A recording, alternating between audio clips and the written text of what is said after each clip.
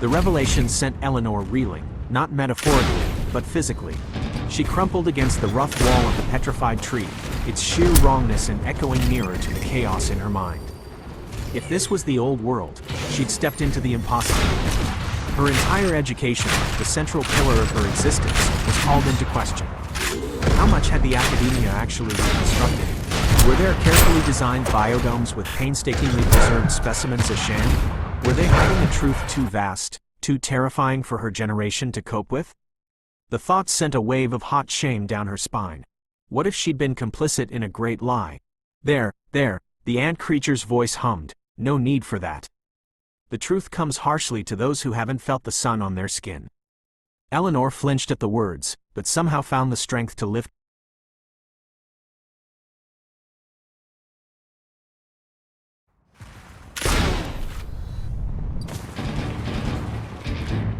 Eleanor found herself standing without having made a conscious decision. Her muscles throbbed, unused to anything beyond the carefully calibrated motions of academia life. But she had to know why she'd been thrust into this, whatever this was. Was it some warped trial meant to teach her a cryptic lesson? Was it a sadistic display of power she could barely begin to process? She scrambled toward the tree's massive base. A jagged fissure in the petrified wood offered a way out, or perhaps in. She didn't have time to analyze her motives before a wave of complete darkness slammed down. There was no warning, only the abrupt absence of everything. The suddenness struck harder than the darkness itself. She collided with the unyielding tree, pain shooting through her body as she clawed for purchase. It wasn't rough like she'd initially thought, but smoother, as if somehow polished. Linked to dot, but wood didn't feel like this. She'd never touched anything like this. A cacophony of rustling echoed overhead, filling the space. It wasn't wind.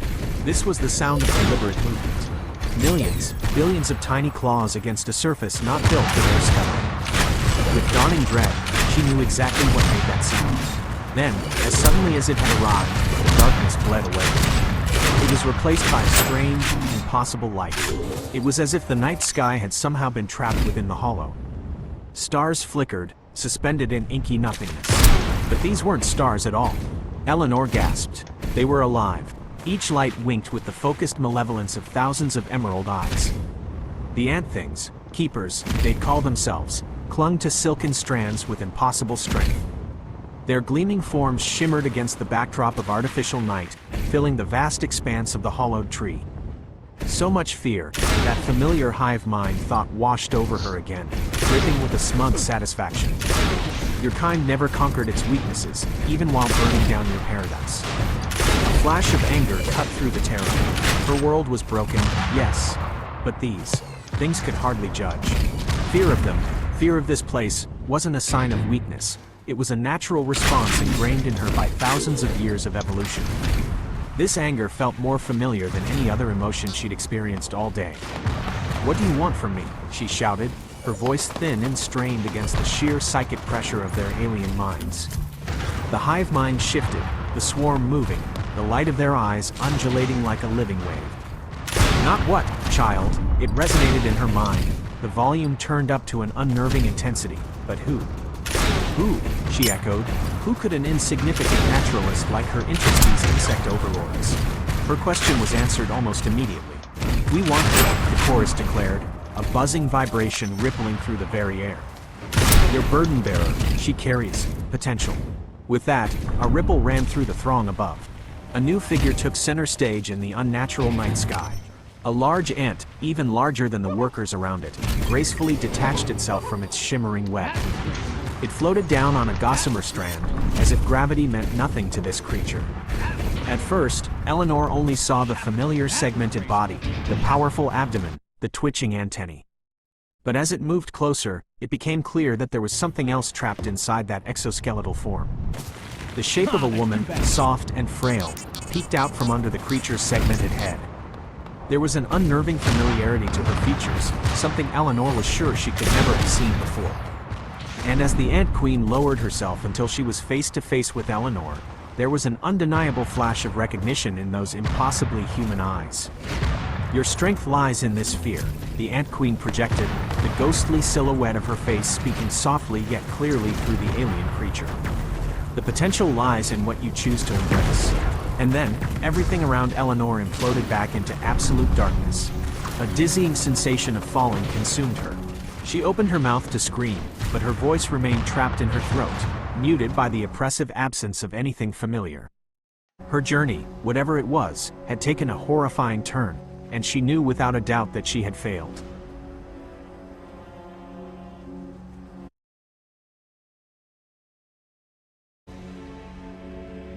The darkness was relentless, clinging to Eleanor like a smothering shroud. Her every breath felt like a jagged shard scraping down her throat. When had she stopped screaming? Her mind was a panicked blur. All she knew was falling, and that terror of not knowing when or how it would end. Just the endless abyss. Then, just as abruptly as it started, the sensation stopped. She slammed into something, ground, or floor, it didn't matter. Pain exploding through her. Her stomach lurched. Disoriented, she retched, but only dry heaves tore out of her.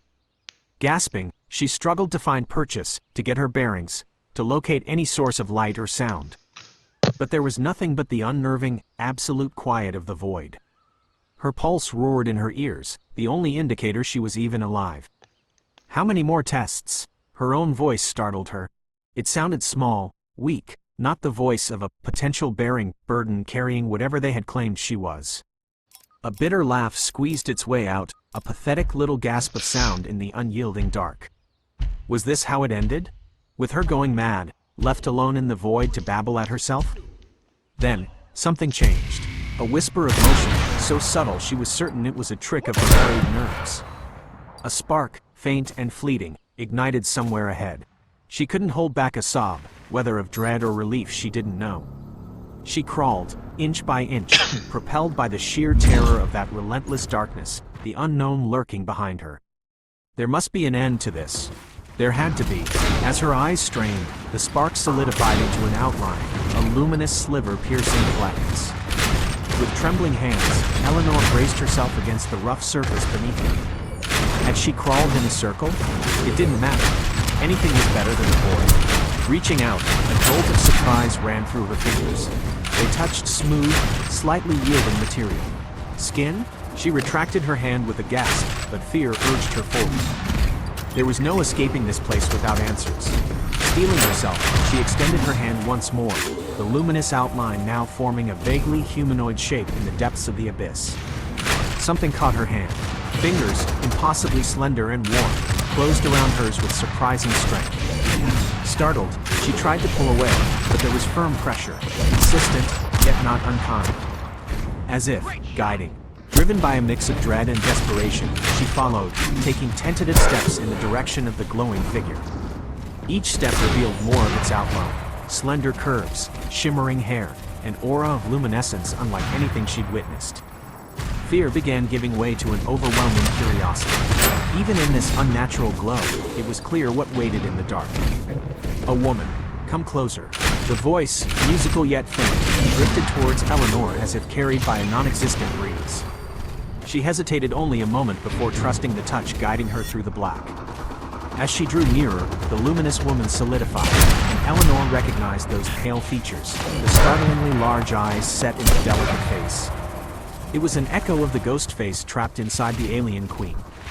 Could they be connected? Did that mean that woman had been real, just as real as the alien queen with its stolen shell?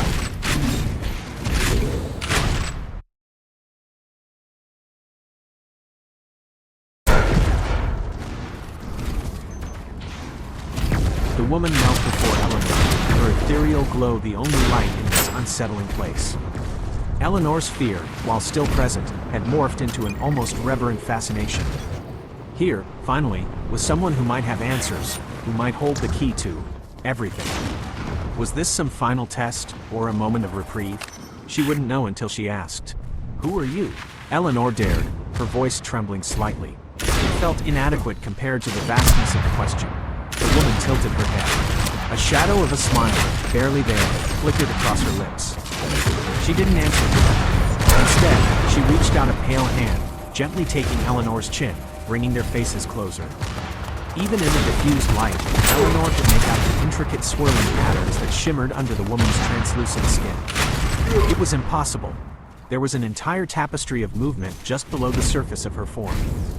A projection, the woman said, her touch delicate, her voice still like a murmur carried too far to be fully understood.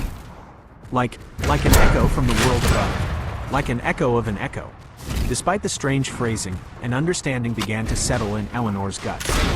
Of course, it made sense, in a terrifying and impossible way. She'd seen projections, holographic recreations back in the academia. Had those insectoid beings stumbled upon remnants of her world's technology and turned it into this? It wasn't right, it wasn't natural, and yet, there was a rightness to it she couldn't deny. But, linked to the but why, Eleanor choked out, a surge of anger bubbling up. If this was just a projection, what was the point? Why her? Why drag me here? What do you want? The woman let go of Eleanor's chin, the ghost of her touch lingered. Want? Need? Those are such crude words. Think of it, as a pull. You were already out of step with your world. Her gaze pierced into Eleanor's eyes, and there was a strange echo of something else beneath the luminescence. Something knowing, ancient, and far too powerful to be constrained within the woman's frame. Your world. The woman leaned closer, a chill snaking down Eleanor's spine with her near-silent words, is a graveyard. But here, among the ruins, something lives on. There's a crack in the shell of your universe. You feel it, don't you? Just the faintest sliver of possibility. Every word echoed with a resonance that seemed to shake Eleanor's very bones. Here was the truth, but more than that, there was a choice. Not the choice the ant creature spoke of before, but one far more dangerous and fundamental. The woman was offering, no, she was showing her something. A glimmer of a world hidden behind the facade of her own. Did she accept the invitation? Eleanor opened her mouth to speak, but what would she say? Should she demand more answers? Plead to be sent back? All words faltered before the weight of that gaze and the impossible lure of what lay beneath, something so fundamentally alien yet utterly captivating. With a trembling hand, she reached out, and touched not the surface of the strange woman's skin, but something deeper, colder, pulsing with an echo of that primal rawness she felt at the very beginning.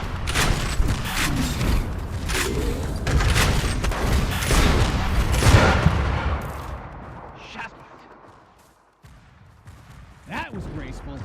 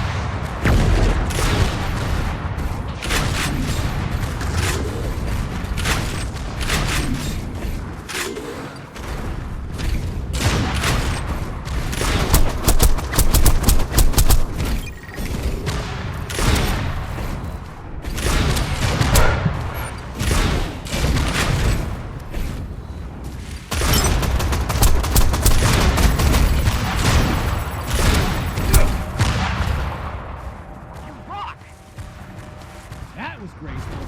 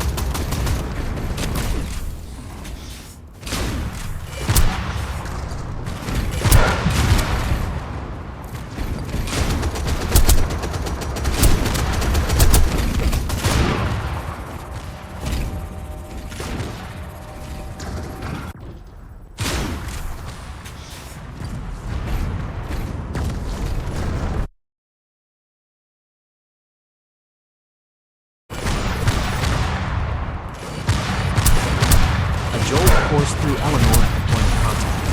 Not pain, but an unsettling jolt of foreignness. The luminescent woman gave a tiny gasp as if surprised by Eleanor's boldness. But what followed wasn't anger or withdrawal. Instead, the woman's form rippled outward, as if Eleanor had broken the surface of still water. Light bent and fractured around her. No longer was the void complete. Faint colors began to bleed through, warping and swirling like oil paints stirred on a frantic canvas. Eleanor cried out, but her voice was drowned by a roaring in her ears that drowned out her own thoughts. Then, as abruptly as it started, it all collapsed inwards. She stood gasping, blinking away spots from her vision. But nothing felt familiar. An endless expanse of cracked reddish earth stretched before her. Overhead, a bloated, sickly pink sun beat down relentlessly on the harsh landscape.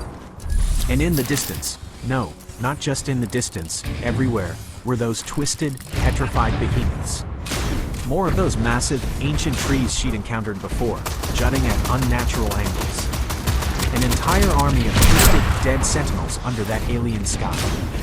She whirled around, desperate to find any sign of the luminescent woman, any explanation for this nightmarish new reality. But there was nothing. Her heart hammered a frantic rhythm. No ants, no projections, just desolation as far as her eyes could see. You weren't wrong. A new voice rasped through the harsh air. The same guttural speech thoughts as before, yet distinctly harsher now, colder. Eleanor spun around, searching for the source. On a gnarled, low branch of a nearby petrified tree clung one of the ant creatures. Yet, while still unmistakably insectoid, this one seemed even more alien. Its chitinous carapace had deepened to an oily black, the compound eyes burning a fierce yellow in the stark light. About what? Eleanor dared to ask, her voice thick with a blend of shock and dread. She still held a flicker of hope, however foolish, that this was a continuation of their elaborate test. This place, the creature continued, not your precious reconstructions, this is the old world. This is where you belong now, naturalist. It moved on spindly legs, the dry scrape of its claws on the wood sending a chill down Eleanor's spine. Then, finally, something that sounded almost like amusement bubbled out of its thought speech. Or don't you remember your potential? Didn't she show you the truth? The ant being stopped directly in front of Eleanor. She wanted to step back, to recoil from its alienness, but a strange paralysis seemed to overtake her. It reached out with a single, segmented limb, sharp as a dagger, and poked at Eleanor's arm with unexpected gentleness. You bear the seed, it rasped, the yellow eyes glittering, whether you want to or not. In that moment, amidst the dead forest and the monstrous alien insect, Eleanor understood. They hadn't chosen her because she was strong. They'd chosen her because she was broken, out of step with her own world. Broken things tend to find each other, she realized with a terrifying clarity. Perhaps they'd even help break her further. And now, trapped in this desolate place, there might be nowhere left to go but where they led. To be used, shaped, or consumed, she couldn't know. But it didn't matter. She might never have had a choice after all.